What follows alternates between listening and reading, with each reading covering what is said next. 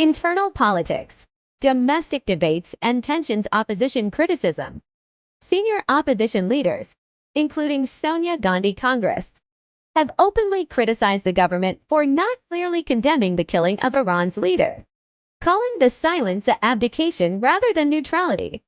They argue that this silence weakens India's credibility abroad and should be discussed in parliament. Political debate over India's stance. In parliament and public discussions, there is growing debate about India's diplomatic principles, whether the government should have spoken out more clearly about international law, sovereign integrity, or conflict escalation.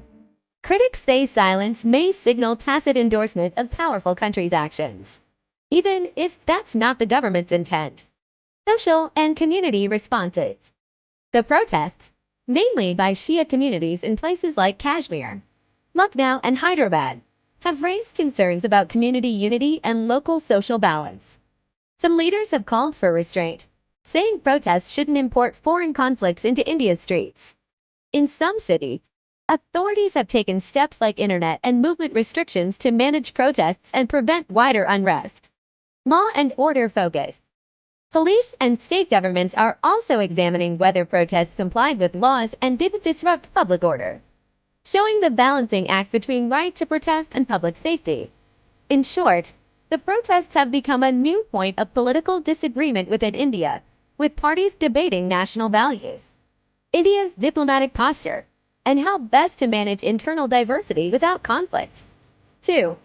Foreign policy, diplomatic challenges, and balanced positioning. A careful, neutral diplomatic tone.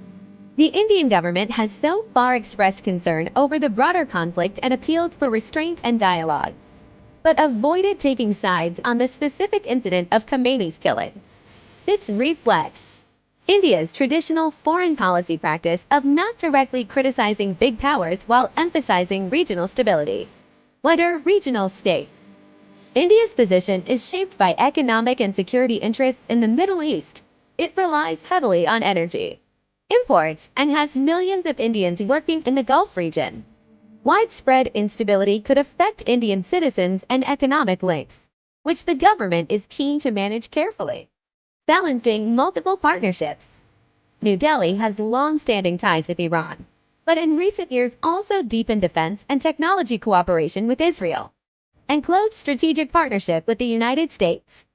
This means taking a strong position for or against either side could strain one part of India's diplomatic relationships. Credibility and global perception.